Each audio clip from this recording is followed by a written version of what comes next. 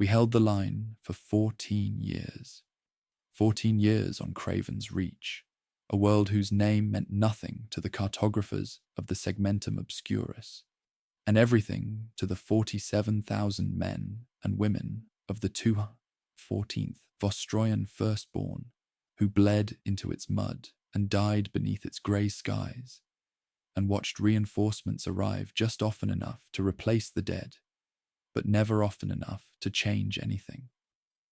14 years of trench warfare against orc hordes that seemed to breed faster than we could kill them, of artillery bombardments that turned our positions into charnel pits, of orders that came from commanders who had never seen the front and would never see the front because the front was where soldiers died and commanders were too valuable to risk. I was Sergeant Major Alexei Voronova when the mutiny began. I am something else now, a designation in a file marked Tritoris Perdita, a name spoken only in warnings delivered to regiments whose morale has begun to waver, a ghost story told to guardsmen who might be contemplating the unthinkable. The Imperium does not permit its soldiers to remember mutineers as human beings. We become cautionary tales, stripped of everything except our utility, as examples of what happens to those who break faith with the institutions that own them. But I was human once. I was a sergeant who loved his men, who believed in the Imperium's cause, who recited the litanies of the Imperial Creed each morning and thanked the Emperor each night for the privilege of serving in his armies. I was faithful in all the ways that the Astra Militarum demanded faithfulness, and I remained faithful through horrors that would have broken lesser devotion, through friends dying in my arms, through orders that made no tactical sense, through 14 years of watching the same hills taken and lost and taken again, at costs measured in lives that no one at command seemed to count. I remained faithful until the day I couldn't anymore. The breaking point was not dramatic. This is the truth that the Commissariat's reports never capture, the reality that their psychological profiles cannot accommodate. Mutiny does not erupt from a single moment of rage or despair. It accumulates. It builds across months and years, each injustice adding weight to a structure that was never designed to bear such loads. The soldier who finally refuses an order has been refusing it in his heart for longer than he knows, has been constructing justifications that he does not acknowledge, has been preparing for the break while telling himself that he would never break. The order came on the morning of our 5,000th day on Craven's Reach. I remember the number because I had been counting, because counting was the only way to maintain the illusion that time still moved forward, that we were progressing towards something rather than simply existing in an eternal present of mud and blood and the screaming of men caught in the greenskin tide. We were to advance on Hill 227. This was not a new order. We had taken Hill 227 6 times in the 14 years of our deployment, had watched it fall back to the orcs 6 times, had buried the men who died in its taking 6 times over. The hill had no strategic significance that I could perceive. It did not command ground that would have changed the war's trajectory. It did not threaten our supply lines or protect anything of value. It was simply a hill, a slight elevation in a landscape of slight elevations, and we were ordered to take it again because someone at command had decided that hills should be taken and had not bothered to consider whether this particular hill was worth the lives it would cost. Commissar Aldrin delivered the order personally. He was the 4th commissar assigned to our regiment since our deployment began.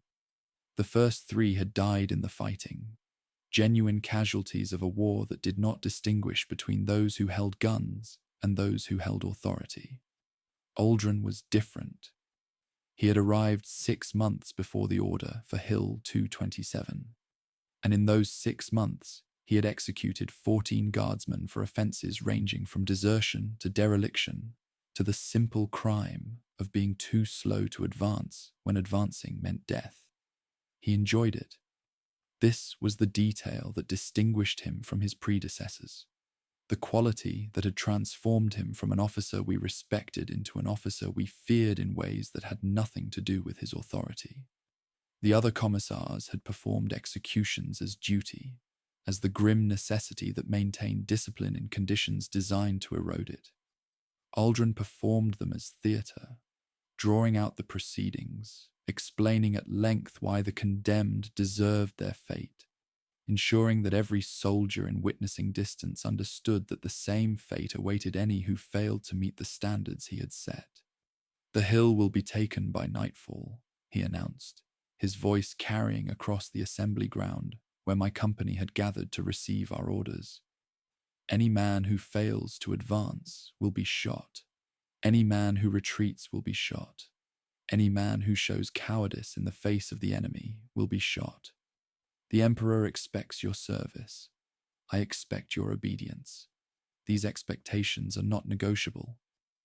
I looked at my men, 43 soldiers remaining from the 120 who had comprised my company when we first landed on Craven's Reach, each one of them carrying wounds that had healed wrong and memories that would never heal at all.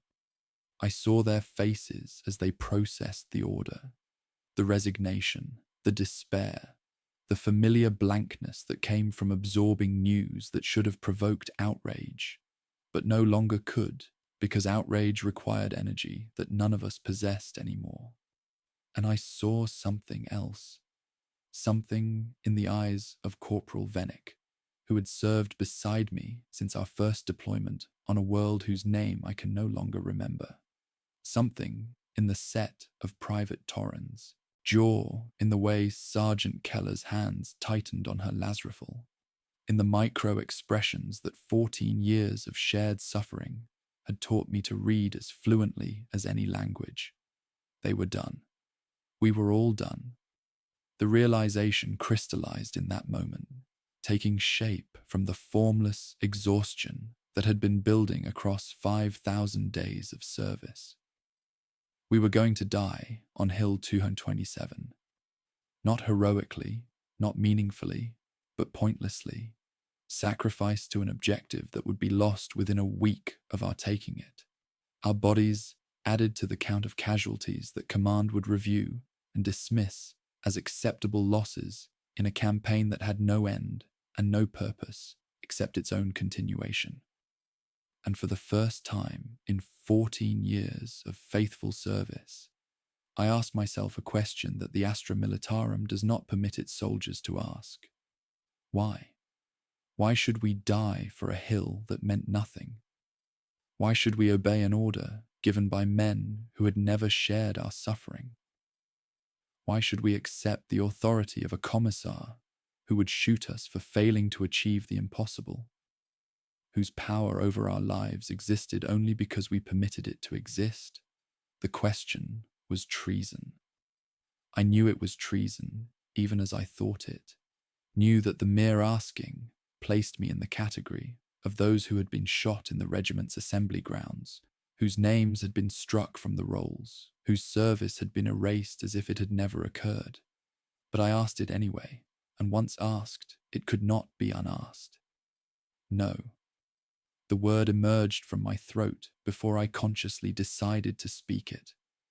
A single syllable, soft enough that only those nearest to me could hear, quiet enough that it should have been lost in the murmur of soldiers preparing for another assault. But Corporal Vennick heard, and Sergeant Keller heard, and Private Torren heard, and they turned to look at me with expressions that held not shock but recognition, the acknowledgement of something they had been feeling themselves, the validation of a refusal that had been building in all of us for longer than we had admitted. "No," I said again, louder this time, loud enough for the soldiers around me to hear, loud enough for the word to carry across the assembly ground to reach ears that had been waiting without knowing they were waiting for someone to speak the unspeakable. No. Commissar Aldrin's head turned toward me. I watched his hand move toward the bolt pistol at his hip, watched his eyes narrow with the anticipation of another execution, another lesson delivered to soldiers who had momentarily forgotten their place. And I raised my las rifle. I raised it not at the orcs who waited beyond Hill 227, not at the enemies of the Imperium who had been trying to kill us for 14 years. I raised it at a commissar of the Officio Prefectus, a representative of the Emperor's authority, a man whose uniform gave him the right to end my life for the mere act of questioning his orders. No, I said, for the third time. We will not die for your hill. We will not die for your war. We will not die because you have decided that our deaths are acceptable losses in a campaign that has accomplished nothing and will accomplish nothing, no matter how many of us you sacrifice. The assembly ground fell silent.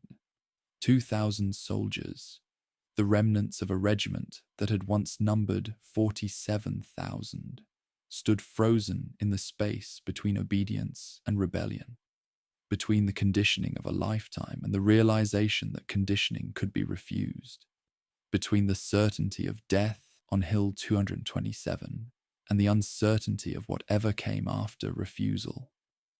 Aldrin drew his bolt pistol. I saw his finger move toward the trigger, saw the beginning of the motion that would end my life and restore the order that my words had disrupted. Corporal Vennick's shot took him in the throat before he could complete it. The commissar fell, the symbol of imperial authority, the enforcer of obedience, the man who had executed 14 of our brothers and sisters for crimes far less severe than what I had just committed. He fell, and his blood spread across the mud of an assembly ground on a world that the Imperium would soon learn to call by a different name. Not Craven's Reach anymore. Craven's Rebellion. And I stood at its center, my las rifle still raised, my voice still echoing in the silence that followed the shot, knowing that everything I had ever believed about duty and service and the Emperor's will had just been shattered beyond any possibility of repair. The mutiny had begun, and there would be no going back. Let me tell you what happens in the hours after a regiment refuses to die. The silence lasted perhaps 3 seconds. 3 seconds of 2,000 soldiers staring at the body of a commissar, processing the reality that one of their own had killed a representative of the Emperor's authority, understanding that the act implicated every single one of them, regardless of whether they had pulled the trigger. The Imperium does not distinguish between active participants and passive witnesses in matters of mutiny. Every soldier who had seen Aldrin fall and had not immediately moved to avenge him was complicit. Every soldier who had heard my refusal and had not reported it was guilty. We were all traitors now, bound together by a corpse cooling in the mud. And then the silence broke, and what emerged was not chaos, but something far more dangerous. Cheering. It started with a single voice. Private Collier, a young soldier who had arrived in the last batch of reinforcements and had somehow survived 3 months in conditions designed to kill him within weeks. He raised his fist and shouted something wordless, a sound of release that had nothing to do with language and everything to do with the sudden lifting of a weight that none of us had realized we were carrying. Others joined him. The cheering spread across the assembly ground like fire through dry grass. 2,000 voices raised in celebration of an act that would damn them all, of a refusal that had transformed them from soldiers of the Imperium into something the Imperium would spend any resources necessary to destroy. I did not cheer. I stood watching Aldrin's body, watching his blood soak into soil that had already absorbed so much blood that it could absorb no more, and I felt the weight of what I had done settle onto my shoulders, with a pressure that made the 14 years of combat seem light by comparison. I had killed the Astra Militarum's control over us. Corporal Vennick had pulled the trigger, but I had spoken the words that made the trigger pull possible. I had said no, and in saying it, I had broken something that could never be repaired. Not the Commissar's life, which was merely flesh and bone, but the architecture of obedience that had kept 2,000 exhausted soldiers moving forward into death after death after death. Sergeant Major, Captain Yoreth's voice cut through the cheering, sharp with an authority that the morning's events had not yet erased. She was the senior surviving officer of our regiment, a woman who had led from the front for 11 of the 14 years we had served on this world, whose scars mapped the same battles that had scarred all of us. "What have you done?" I turned to face her. I expected condemnation.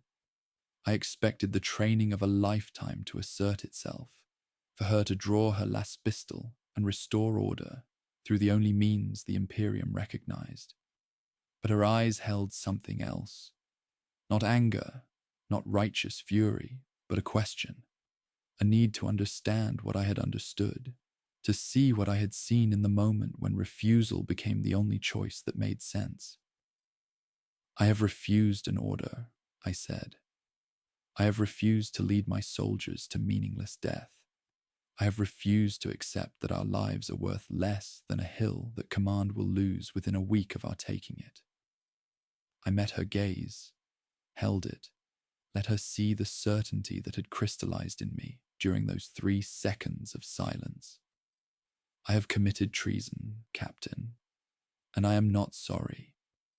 She studied me for a long moment. Around us, the cheering had begun to fade, soldiers recognizing that celebration was premature, that the act of refusal was merely the beginning of a process whose end none of us could predict. They watched their captain, waited for her judgment, understood that what happened in the next few seconds would determine whether this moment became a mutiny or merely an incident. A mass execution, followed by the regiment's decimation, a lesson taught in blood to those who might contemplate similar rebellion. "The colonel is dead," Captain Yoreth said finally. Her voice carried across the assembly ground, reached ears that strained to hear what she would say next. "Killed 3 days ago in a skirmish that command has not yet acknowledged. Major Threnin died with him. I am the ranking officer of the 214th Vostroyan Firstborn." She paused, and I saw the decision form in her eyes before she spoke it. "And I concur with the Sergeant Major's assessment. The order to take Hill 227 is tactically unsound. The regiment will not advance." The mutiny had found its commander. What followed was not the chaos that the Commissariat's training materials predict, not the descent into indiscipline and savagery that the propaganda depicts as the inevitable consequence of soldiers rejecting lawful authority. We were Vostroyans. We were firstborn, trained from childhood in the traditions of service that our world had maintained since the Horus heresy. We did not reject discipline when we rejected the order to die for nothing. We redirected it, transformed it, applied it to purposes that we chose, rather than purposes imposed upon us by commanders who did not share our suffering. Captain Yoreth organized the regiment within hours. She established defensive positions around our encampment, fortified the perimeter against the orc assaults that would continue, regardless of our political status, ensured that supplies were inventoried and rationed against the possibility of a siege. She was not leading a rabble. She was commanding soldiers who had finally been permitted to apply their skills to their own survival rather than their own destruction. I became her second, my act of refusal, conferring an authority that I had not sought but could not refuse. The soldiers looked to me as the one who had spoken what they had been thinking, who had broken the spell of obedience that had held them in place for 14 years. They trusted me in ways they had never trusted their officers, because I had demonstrated that I valued their lives more than I valued my own safety, that I would rather face the consequences of treason than watch them die for nothing. The other commissars came for us on the third day. There had been 4 assigned to our regiment when the mutiny began. Aldrin, whose blood had fertilized our rebellion, and 3 others stationed with companies positioned across our sector of the front. 2 of them died attempting to restore order, shot by soldiers who had watched Aldrin fall and had learned that commissars could die as easily as any other man. The third, a woman named Executor Callia, approached our lines under a flag of parley. She wanted to negotiate. This surprised me more than anything else in those early days. The commissariat does not negotiate with mutineers, does not recognize that traitors possess any standing to negotiate from, does not acknowledge that there might be grievances worth addressing when the alternative is the destruction of an entire regiment.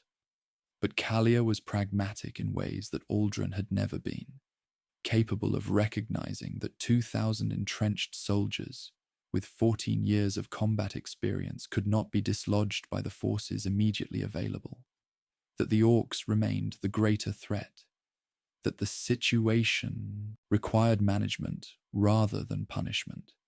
"You cannot win," she told Captain Yorith in the command tent where we had agreed to hear her terms. "Command has already been informed of your regiment's status. Reinforcements are being diverted from other sectors. Within 3 weeks, you will face not Orcs, but Imperial forces, soldiers who have not shared your deployment, who will not hesitate to fire upon traitors, who outnumber you 10 to 1 at minimum." "We know," Yorith replied. Her voice held no fear, no regret, only the calm acceptance of a woman who had made a decision and would not unmake it. "We have known since the moment Commissar Aldrin fell. We are not fools, Executor. We are not madmen who believe we can defeat the Imperium through force of arms. We are soldiers who have been asked to die for nothing, who have refused, and who will accept the consequences of that refusal." "Then why?" Callia's question held genuine confusion, the incomprehension of one who had been trained to see obedience as the only rational response to authority. "If you know you cannot win, if you know you will die regardless, why refuse the order? Why not die on Hill 227 as you were commanded?" It was I who answered, because the answer was mine to give. "Because dying for nothing is not the same as dying for something," I said. "On Hill 227, we would have died because a man behind a desk decided that our deaths were acceptable losses in a campaign that has accomplished nothing in 14 years. Here, we die because we chose to refuse. We die as men and women who said no, who demonstrated that soldiers are not merely resources to be expended, who proved that even the Astra Militarum's obedience has limits." I leaned forward, met Callia's eyes, let her see the certainty that I had carried since the moment I first spoke the word that had doomed us all. "That is worth dying for, Executor. That is meaning, and meaning is something you have never offered us." She left without securing our surrender. I do not know what she reported to command, do not know whether she advocated for negotiation or extermination, do not know whether her pragmatism extended to arguing for mercy that the Imperium was not designed to provide. I know only that she left and that we remained, and that the countdown to our destruction had begun. The weeks that followed were strange, peaceful in their way, though peace was an odd word for a time when we remained locked in combat with Orc forces who did not know or care that we had rebelled against our masters. We fought the Greenskins with the same discipline we had always shown, maintained our lines with the same determination, buried our dead with the same rituals that had seen us through 14 years of war. The only difference was that we fought for ourselves now, for our own survival, for each other, for the regiment that had become the only family any of us possessed.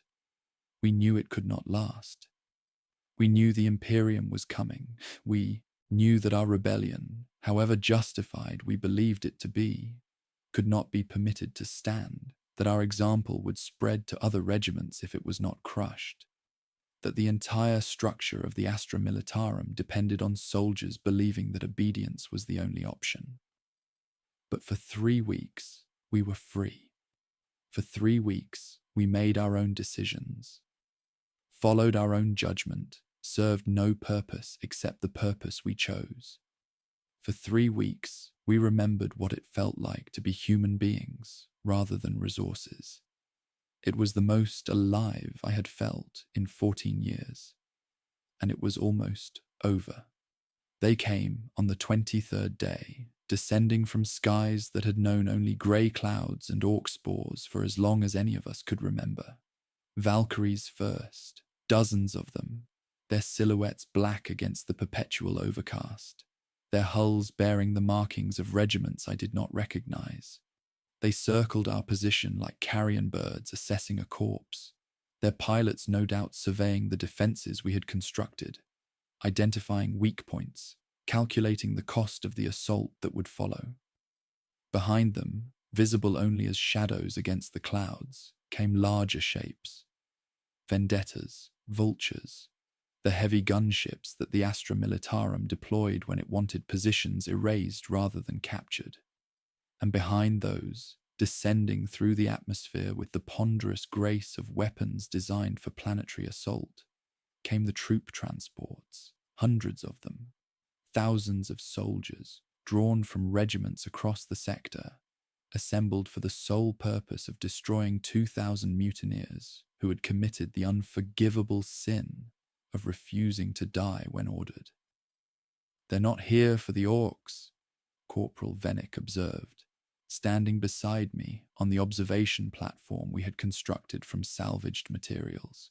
His voice held no surprise. We had known this moment would come, had prepared for it as best we could, had made our peace with the reality that preparation could not change. All of this, for us. We embarrassed them, I replied. We proved that soldiers can refuse, that the structure of obedience can be broken. That has to be answered, or every regiment in the sector will start asking the questions we asked. The questions we asked. Such simple words for the crime that had condemned us. We had asked why. We had asked whether our deaths served any purpose. We had asked if there might be a limit to what could be demanded of men and women who had given everything they had and been told that everything was not enough. These questions could not be permitted to spread. We could not be permitted to survive as proof that asking them was possible. Captain Yorith joined us on the platform, her face showing the exhaustion that 3 weeks of command under siege had carved into features already worn by 14 years of war. She had aged a decade in those weeks, the burden of leading a doomed rebellion, extracting costs that combat alone had never managed to impose. But her eyes remained clear, her voice steady, her authority undiminished despite the impossibility of our situation. "I've identified the regiments," she said, handing me a data slate with intelligence gathered from our remaining Vox intercepts. The 77th Krieg Siege Regiment, the 142nd Cadian Shock Troops, the 891st Talon Desert Raiders, and elements of the Mordian Iron Guard, though I cannot determine which companies. 4 regiments, at least 15,000 soldiers, possibly more, supported by armor and artillery and air assets that we could not hope to match. The Imperium had assembled a force sufficient to crush a minor rebellion, to exterminate a regiment whose only crime was refusing to die on schedule, to demonstrate with overwhelming force that the Astra Militarum's authority could not be challenged regardless of the justification.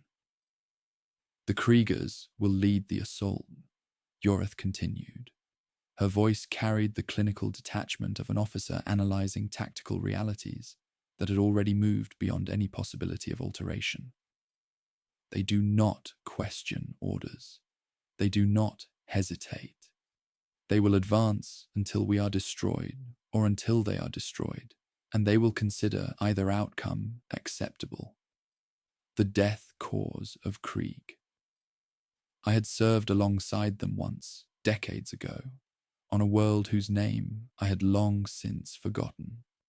I remembered their silence, their discipline, their absolute indifference to casualties that would have broken any other regiment's morale. They were not soldiers, in any sense that I understood the term. They were penance given form, an entire world's guilt for ancient treachery, transformed into an endless supply of men and women who sought death as eagerly as other soldiers sought survival. They would not understand our rebellion. They could not understand it. To refuse an order, to value one's own life above the Imperium's demands, to question whether death served any purpose. These concepts existed outside the framework of their existence.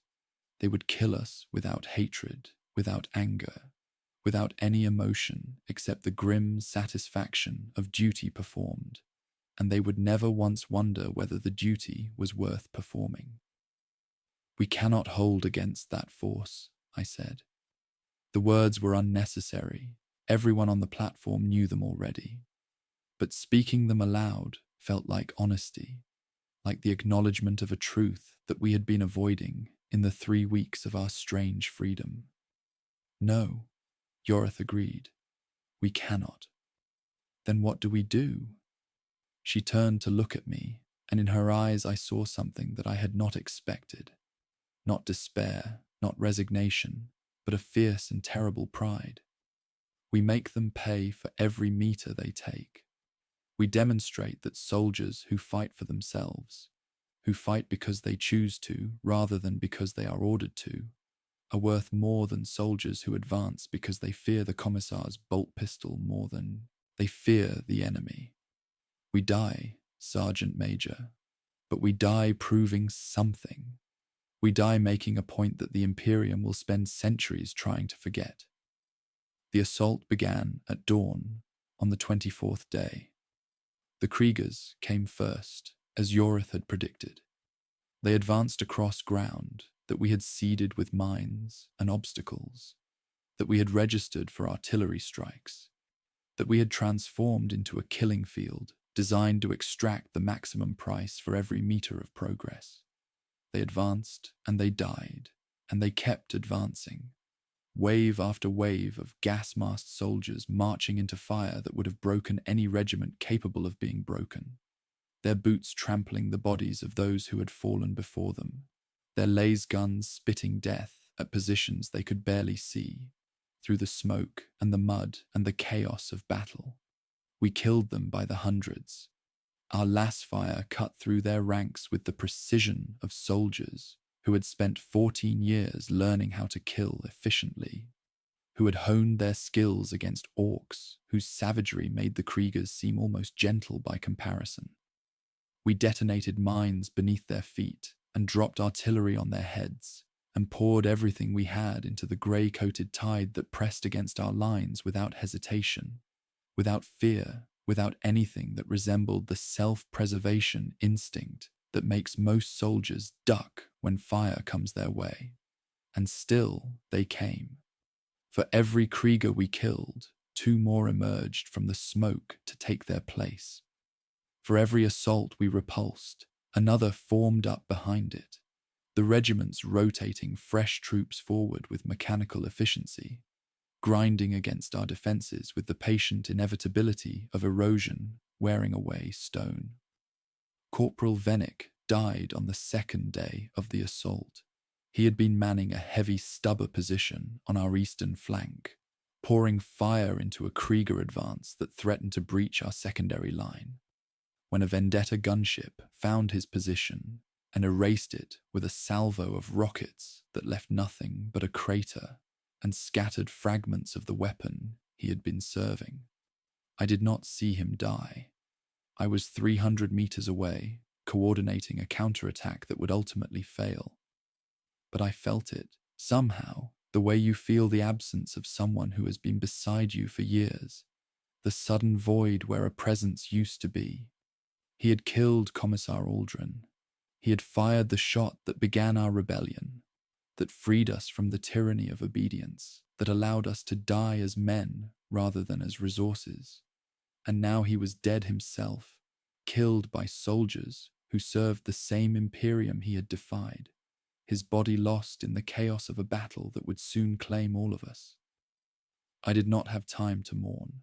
There was no time for anything except fighting, except killing, except the desperate struggle to hold positions that we knew we could not hold, to buy hours that we knew we could not buy, to prove with our deaths that we had been right to refuse the deaths that command had planned for us. Private Torrin fell on the third day, shot through the chest by a Cadian marksman who had found a position overlooking our command post. Sergeant Keller died on the fourth, buried under the rubble of a bunker that Mordian's sappers had undermined and collapsed. One by one, the soldiers who had stood with me on that assembly ground, who had heard me say no and had found in that refusal permission to refuse themselves, were taken from me by the war that we had chosen over the war that had been chosen for us. By the end of the first week, we had lost half our strength. 1,000 soldiers, dead or wounded, beyond the capacity of our remaining medics to treat, their bodies adding to the carpet of corpses that covered the ground between our lines and the Imperial positions. 1,000 soldiers who had chosen to die fighting for their own freedom rather than dying for command's ambitions, whose sacrifice I tried to believe meant something, even as the evidence of its futility mounted with each passing hour. Captain Yoreth found me on the 7th night, sitting in the ruins of what had been our command bunker before an artillery strike had collapsed its western wall.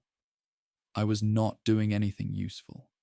There was nothing useful to be done in the brief lull between assaults, but I could not bring myself to rest, could not close my eyes without seeing the faces of the soldiers I had led to their deaths. "You're wondering if it was worth it," she said. Not a question, a statement, an observation of something she had seen in my face. 1,000 dead, I replied. 1,000 of our brothers and sisters, killed by other soldiers of the Imperium, wasted in a battle we cannot win. I said no because I did not want them to die for nothing, and now they are dying for nothing anyway.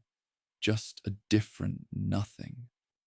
Yoreth sat down beside me, her armor scraping against the rubble that littered the bunker floor. For a long moment she said nothing, simply stared at the wall where someone had carved the regimental insignia of the 214th Vostroyan Firstborn, the symbol of an identity that would soon cease to exist. "Do you remember Commissar Aldrin?" she asked finally. "I remember watching him die. Do you remember what he said before the order for Hill 227? The speech he gave to the assembly?" I did remember. I had been trying not to remember, trying to bury those words beneath the weight of everything that had followed, but they surfaced now, summoned by her question. "He said the Emperor expects our service. He said he expects our obedience. He said these expectations are not negotiable." "Yes." Yoreth's voice was soft, almost gentle. "And what did you say, Alexei, when you raised your rifle and refused?" "I said we would not die for his hill, for his war." "You said more than that. You said we would not die because he had decided our deaths were acceptable losses. You said we would not die for a campaign that had accomplished nothing." She turned to look at me, and in the dim light, her eyes held something that might have been hope. "You gave them a choice. For the first time in 14 years, you gave them the choice to decide for themselves what their deaths would mean. And they chose to die here, fighting other Imperial soldiers, accomplishing nothing except the proof that we could refuse." "Yes," She reached out and gripped my shoulder, her hand steady, despite the exhaustion that had carved itself into every line of her face. That is exactly what they chose. They chose to refuse. They chose to die as soldiers who had said no, who had drawn a line and defended it, who had proven that the Astra Militarum's authority has limits. Do you understand what that means, Alexei? Do you understand what we have given them? I did not answer. I was not certain I understood anything anymore. We have given them agency, Yorith said. We have given them the one thing the Imperium never permits its soldiers to possess, the right to choose. Every soldier who dies on these walls dies because they chose to be here, fighting for something they decided was worth fighting for. That is not nothing. That is everything. That is the only thing that separates a soldier from a slave. She stood, brushing rubble from her armor, and looked down at me with an expression that contained neither pity nor condemnation. They will break through tomorrow, perhaps the day after. We have, at most, another week before the last of us falls. But when we fall as soldiers who chose our deaths. And that choice, that refusal to accept that our lives belong to men who have never seen our faces, that will echo, Sergeant Major. Long after we are dead, that echo will remain. She left me alone with the ruins and the silence and the weight of 1,000 deaths that I had caused and could not undo. I did not sleep that night. But when dawn came and the Kriegers resumed their advance, I was on the line with my soldiers, fighting, choosing, refusing to the last. On the 12th day, they offered us terms. A Valkyrie descended under a white flag, its hull stripped of weapons, its pilot broadcasting surrender codes on frequencies that both sides had agreed to respect. It landed in the cratered wasteland between our lines, its engines cycling down to idle, its ramp lowering to reveal a figure in the uniform of an imperial general, a man whose rank insignia marked him as someone far too important to be risking his life in a negotiation with traitors, General Harakon Veth. I learned his name later, from records recovered after the rebellion's end. At the time, I knew only that he was old, that his uniform bore campaign ribbons from wars that had been fought before I was born, that his face carried the scars of battles that had shaped the sector's history for decades.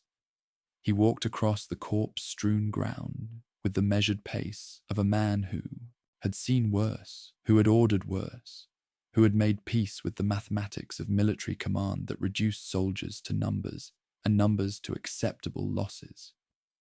Captain Yorith met him halfway between the lines, accompanied by me and 2 soldiers whose names I cannot speak without feeling the weight of what would come after.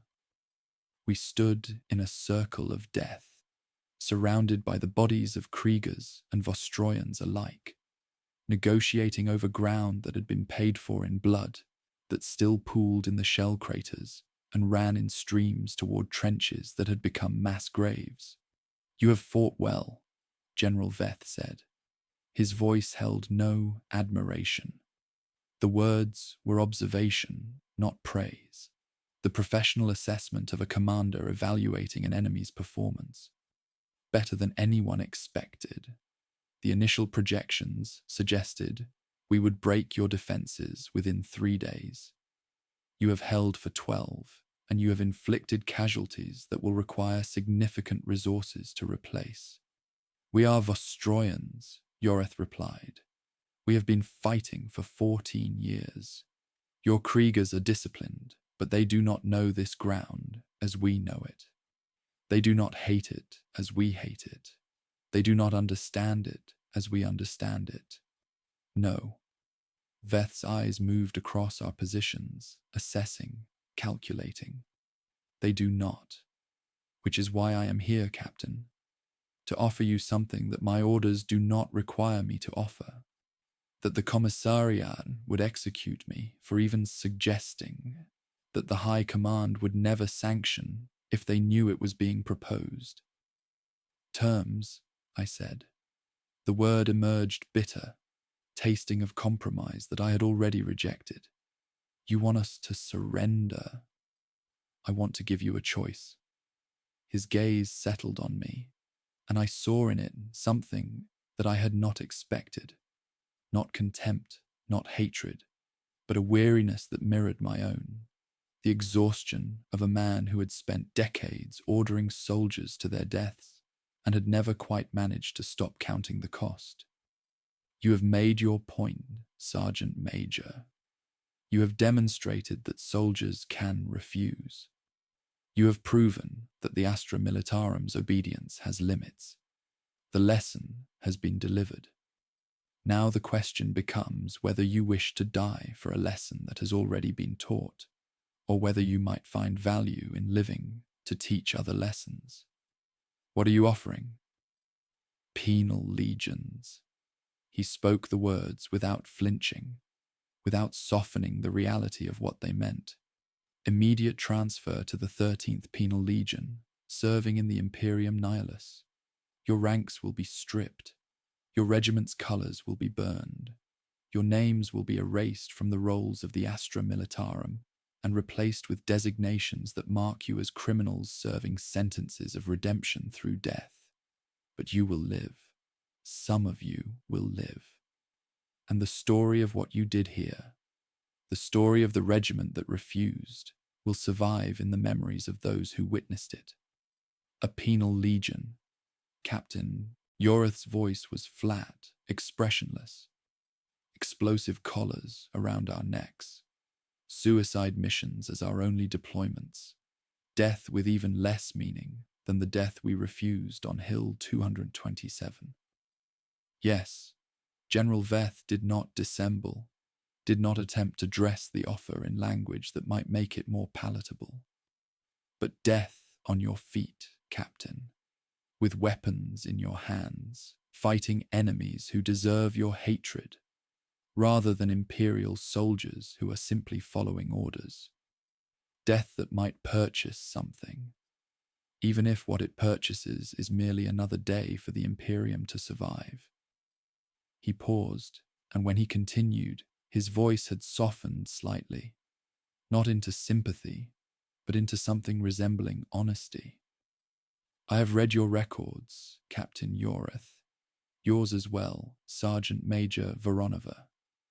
14 years on this world.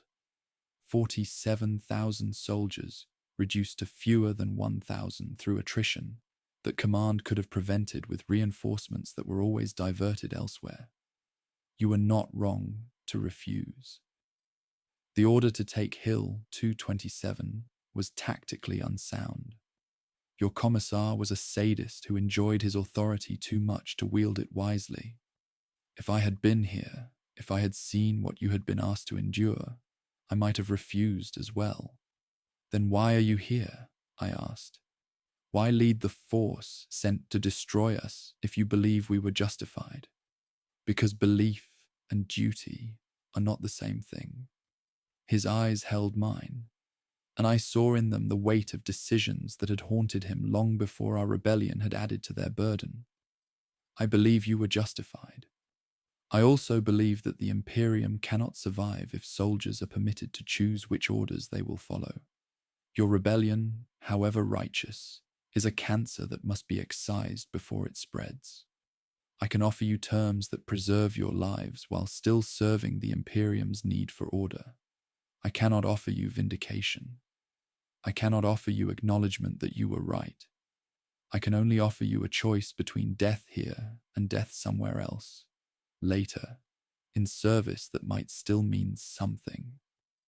Captain Yorith looked at me. In her eyes, I saw the same question that I had been asking myself since the assault began.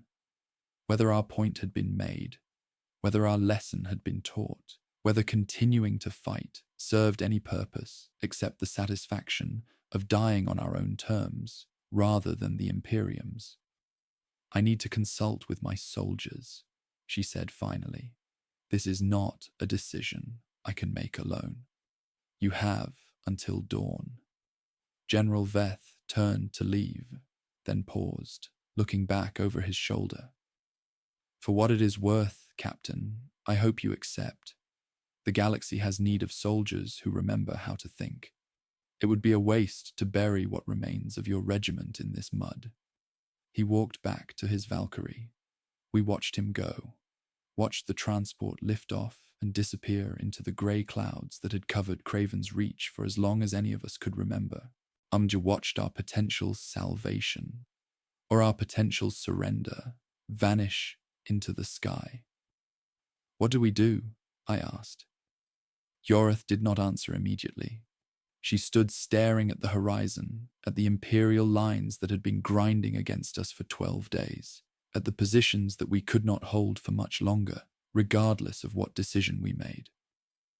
We give them the choice, she said finally. We gather what remains of the regiment, and we tell them what has been offered, and we let them decide for themselves whether to accept or refuse. That is what we owe them, Alexei. That is the one thing we promised when we began this rebellion. That their deaths would be their own, not commands. Their lives must be their own as well. We gathered them that night, 817 soldiers, all that remained of the 2,000 who had stood in the assembly ground when I first said no. They were exhausted, wounded, hollowed out by 12 days of fighting, that had claimed their friends and their strength and their hope of anything except a meaningful death. They stood in the ruins of our command post, illuminated by the fires that still burned across a battlefield that would never be anything but a graveyard. And they listened as Captain Yorith explained what General Veth had offered: penal legions, explosive collars, suicide missions in the darkest corners of a galaxy that had run out of light, survival purchased at the cost of everything except the breath in their lungs and the lass rifles in their hands, or death. Here, on this world, in this mud, fighting imperial soldiers until the last of us fell, and the rebellion of the 214th Vostroyan Firstborn became nothing but a footnote in reports that would be filed and forgotten. I will not make this decision for you, Yorith said. Her voice carried across the assembly, reaching every soldier who remained. I made the decision to refuse the order for Hill 227. I made the decision to take command of this rebellion. I have made enough decisions that determined whether you lived or died. This one belongs to you. Those who wish to accept the terms will move to my left. Those who wish to continue fighting will move to my right. There will be no judgment. There will be no condemnation. You have earned the right to choose your own fate. Exercise it. Silence fell. 817 soldiers, considering options that no soldier should ever have to consider, weighing survival against principle, calculating the value of their own lives against the value of the statement their deaths might make. Private Collier moved first. The young soldier who had been the first to cheer when Commissar Aldrin fell, who had somehow survived 12 days of assault despite having less than a year of combat experience, stepped to the right, to the side of continued resistance, of death on this world, of refusal carried to its ultimate conclusion. Others followed him. Not many, perhaps 100, perhaps 150, but enough to form a line, a testament to the power of conviction, a demonstration that some causes are worth dying for, even when dying accomplishes nothing except the dying itself. The rest moved left. 700 soldiers, choosing survival, choosing the penal legions, choosing to carry the memory of our rebellion into whatever remained of their lives. I did not blame them. I could not blame them. They had given 12 days to a cause that had already proven its point. They had earned the right to live, if living was possible, if survival could be extracted from an imperium that did not forgive treason regardless of how it was packaged. Captain Yorith watched the division complete itself. When the last soldier had chosen their side, she stepped to the right, joining those who would continue fighting, adding her life to the pile of lives that would be spent in the days to come. "Sergeant Major," she said, and her voice held a question that she did not need to speak aloud. I thought of Corporal Vennick, who had fired the shot that began everything. I thought of Private Torrin and Sergeant Keller, and the 1,000 soldiers who had already died, proving that refusal was possible. I thought of the penal legions, of the explosive collars, of years spent serving an imperium that would never acknowledge that we had been right, that our rebellion had been justified, that our deaths on Hill 227 would have been the true waste. I stepped to the right. Yorith nodded, and in her eyes, I saw something that might have been gratitude, or might have been sorrow, or might have been simply the acknowledgement of a fellow soldier who had made the same choice she had made, for the same reasons, knowing the same cost. "Dawn," she said. "We have until dawn to prepare." The night passed quickly. The soldiers who had chosen the penal legions were escorted to imperial lines under flags of truce, their weapons surrendered, their futures consigned to whatever the Imperium decided to make of them. I watched them go and felt nothing except a hollow acceptance of choices that I could neither celebrate nor condemn. Dawn came grey and cold, as every dawn on Craven's Reach had come for 14 years. The Imperial forces resumed their assault with the first light, Kriegers advancing across ground that our departed comrades had helped to defend, their grey coats now unopposed on flanks that we no longer had the strength to hold. We fell back to our final positions, 147 soldiers, all that remained of a rebellion that had begun with 2,000, preparing to make a last stand that would accomplish nothing except the completion of a statement that we had begun to make 24 days before. Captain Yorith died in the first hour of that final battle. A Cadian sharpshooter found her through the smoke and chaos, placed a round through her left eye, ended her life in the middle of giving orders that would never be completed. I was beside her when she fell. I caught her body before it hit the mud, held her while the light faded from her remaining eye, heard her final words emerge as a whisper that only I was close enough to receive. "Tell them," she said. "Tell them we chose." And then she was gone, and I was alone, and the battle continued around me, as if her death had changed nothing, as if the loss of the woman who had given our rebellion its shape and its purpose was merely another casualty in a war that would soon claim us all. I laid her body down gently, closed her eyes, and raised my lasrifle. There was nothing left to do except fight, nothing left except the final refusal, the ultimate no, the choice carried to its inevitable conclusion. I was still fighting when the last of us fell. I should have died on Craven's Reach. The final assault claimed every soldier who had chosen to remain, every man and woman who had stepped to the right when Captain Yorith offered the choice between survival and conviction. 147 of us held that final line, and 146 of us fell defending it, shot, blown apart, buried under the rubble of fortifications that could not withstand the weight of 4 regiments pressing against them with the patient inevitability of a tide-eroding stone. I was the last, not through any skill or cunning or special providence, but simply through the random mathematics of violence. The bullet that should have found me found someone else. The artillery strike that should have ended me landed 3 meters to my left. The Krieger bayonet that thrust toward my chest caught in the body of a dead soldier I had been using for cover. I was the last because someone had to be the last, and the universe selected me for reasons that had nothing to do with merit or meaning. They found me in the rubble of our command post, my las rifle empty, my sidearm discharged, a combat knife in my hand that I had been using to kill Kriegers at ranges where ranged weapons were impossible. I had taken 11 wounds by the time they pulled me from the debris. Las burns, shrapnel, a bayonet thrust through my left shoulder that had missed my heart by centimeters. I should have bled out.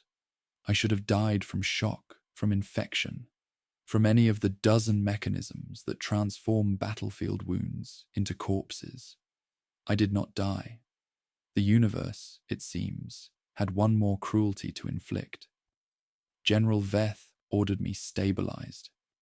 I learned this later, from the hospitaller who tended my wounds in the days that followed the rebellion's end, from the guards who watched over my recovery with the vigilance reserved for prisoners too valuable to lose to something as mundane as medical complications. The general wanted me alive. He wanted a survivor, a witness, someone who could be displayed to other regiments as proof of what happened to those who refused orders, as evidence that rebellion led only to death and the destruction of everything the rebels claimed to value. He got more than he bargained for. The trial lasted 3 hours. It was held aboard the cruiser Absolute Judgment, in a chamber designed for courts-martial that the Astra Militarum conducted when the accused was significant enough to warrant something more formal than a commissar's summary execution. I stood before a panel of officers whose faces I did not recognize, whose insignia marked them as senior commanders, from regiments that had never known the mud of Craven's Reach, whose judgment had been determined before I ever entered the room. They asked me why. The question came from the Lord General presiding over the tribunal, an ancient man whose augmetics whirred with each movement, whose eyes held the cold calculation of someone who had ordered more deaths than he could count and had long since stopped trying. Why did you refuse the order, Sergeant Major? Why did you speak the word that condemned your regiment to destruction? I could have remained silent. I could have accepted my sentence without explanation, without justification, without any attempt to make them understand what I had understood on that assembly ground when I raised my las rifle against Commissar Aldrin's authority. The sentence would have been the same, regardless. Death, of course. The only punishment the Imperium recognizes for crimes of this magnitude. Speaking would accomplish nothing except the satisfaction of saying what I had come to believe, of forcing them to hear truths that their training had taught them to reject. I spoke anyway, because speaking was all I had left, because Captain Yoreth had asked me to tell them, and telling them was the only promise I could still keep. I refused because the order was wrong, I said. Not tactically wrong, though it was that as well. Morally wrong. The order demanded that soldiers who had given 14 years of service die for an objective that command knew was worthless, that would be lost within a week of our taking it, that served no purpose except to justify the deployment of reinforcements that would themselves be wasted in the same manner. I refused because obedience to immoral orders is not loyalty. It is complicity. I refused because soldiers are not ammunition to be expended, not resources to be consumed, not acceptable losses in campaigns that accomplish nothing except the production of more acceptable losses. The Lord General's expression did not change. The officers beside him showed nothing that might indicate they had heard anything I said, processed anything I offered, considered for even a moment whether the words contained any truth worth acknowledging. You are a traitor, the Lord General said. You murdered a commissar of the Officio Prefectus. You incited a mutiny that resulted in the deaths of thousands of imperial soldiers. You have admitted these crimes before this tribunal. The sentence is death, to be carried out at a time and place of command's choosing. Have You anything further to say?" I did. I had one thing further, one final statement that I had been preparing since I woke in the Hospitaler's care, and understood that I would be given this moment, this opportunity, this last chance to speak before the Imperium silenced me forever. I regret nothing. The words fell into the silence of the tribunal chamber, like stones into still water, their ripples spreading outward, their implications settling into minds that would never acknowledge having received them. I regret nothing, I repeated. Not the refusal, not the deaths that followed, not the destruction of a regiment that had served the Imperium faithfully for longer than any of you have been alive. The soldiers who died on Craven's Reach died as free men and women, died because they chose to die, rather than accept that their lives were worth less than a meaningless hill. They died proving that the Astra Militarum's authority has limits, that soldiers can refuse, that obedience can be withdrawn when obedience serves no purpose except the perpetuation of suffering. I met the Lord General's eyes, held his gaze, refused to look away, even as the guards moved to escort me from the chamber. "You will kill me. You will erase my name from every record, burn my regiment's colours, ensure that no one ever speaks of what we did, except as a warning to those who might contemplate similar rebellion. But you cannot kill what we proved. You cannot erase the truth that soldiers are human beings, not tools.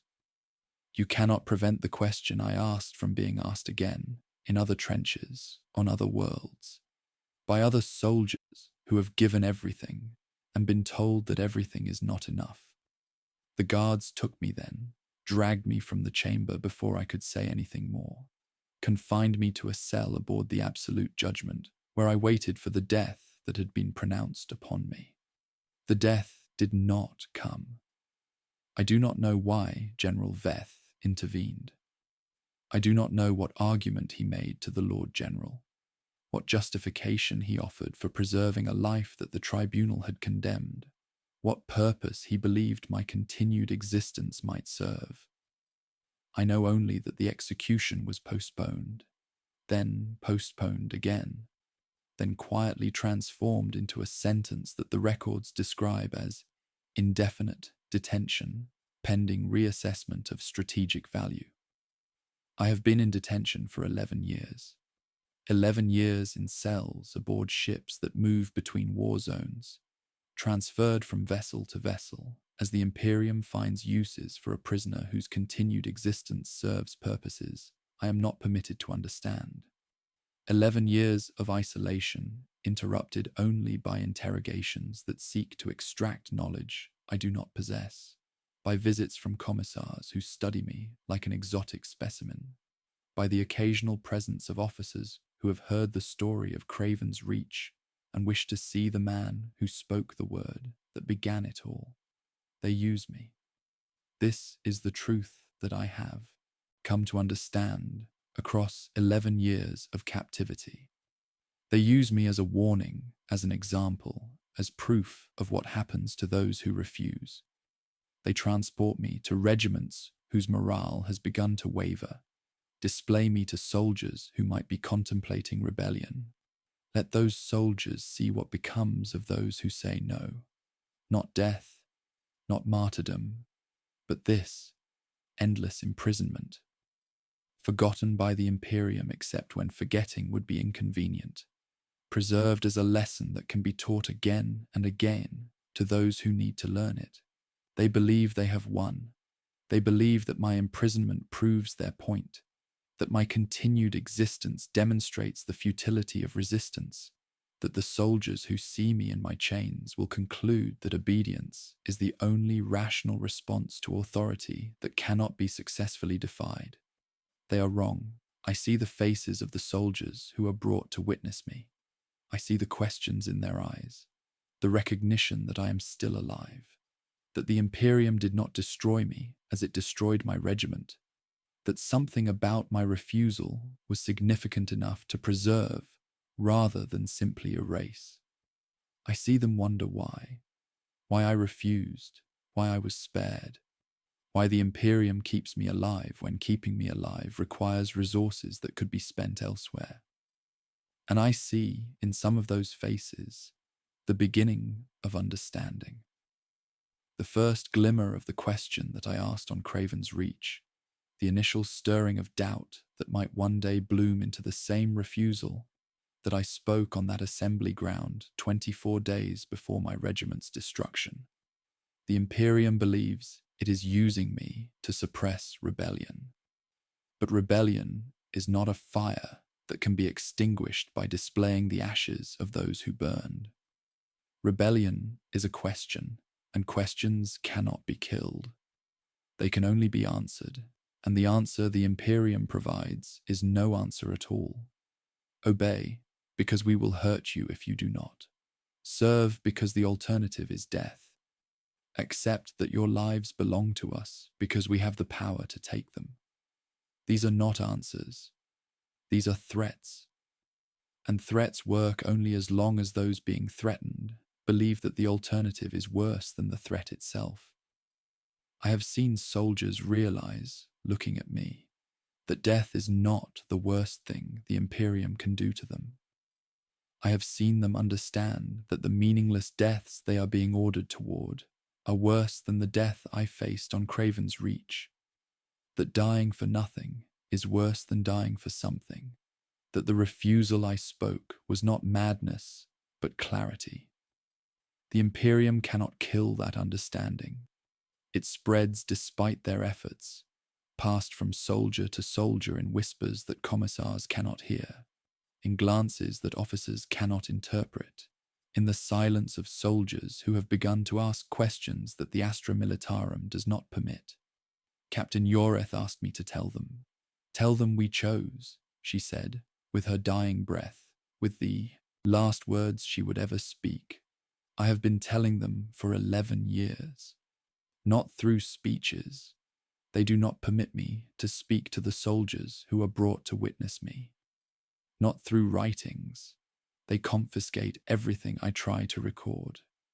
I tell them simply by existing, by being the man who refused and was not destroyed, by carrying in my continued presence the proof that rebellion is possible, that soldiers can say no, that the Imperium's authority is not absolute no matter how absolutely it is enforced. I was Sergeant Major Alexei Voronova.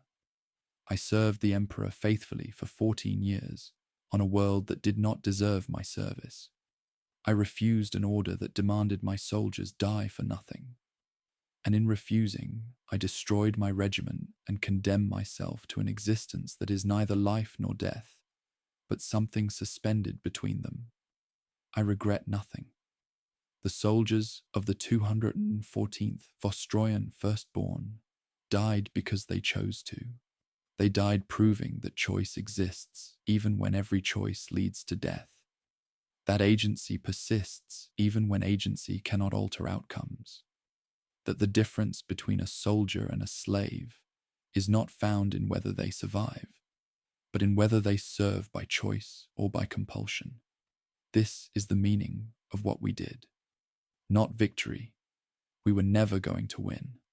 Not survival. Most of us did not survive. The meaning is in the refusal itself, in the word that I spoke when I raised my Lazarifal against a commissar's authority, in the choice that Captain Yoreth offered to every soldier who remained when the Imperial forces came to destroy us.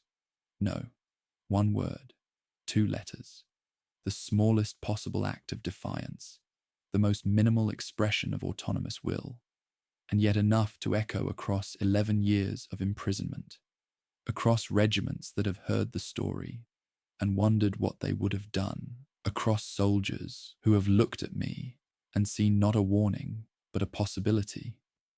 The Imperium cannot kill that word.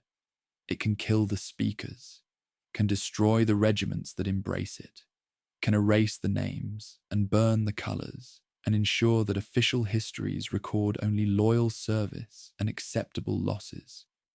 But the word survives. It passes from soldier to soldier, from generation to generation, from those who refuse to those who have not yet refused, but might, someday, find themselves standing on an assembly ground being ordered to die for nothing. No, we held the line for 14 years on Cravan's Reach.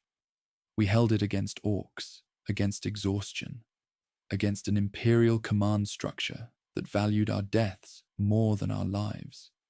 And when we were ordered to die for a hill that meant nothing, we held a different line, the line between obedience and conscience, between service and slavery, between dying because you are told to and dying because you choose to. That line still holds. It will always hold, as long as soldiers remain capable of asking why. I am still holding it, and I will hold it until the Imperium finally decides to kill me, or until I die of old age in a cell aboard a ship I will never see the outside of, or until the stars themselves burn out and there is no one left to remember what we did. Tell them we chose, Captain Yorith said. I am telling them. I will never stop telling them. This is my duty now. This is my service. This is the only meaning that remains to a soldier who has lost everything except the memory of the moment when he said no and meant it. We chose. We chose. We chose.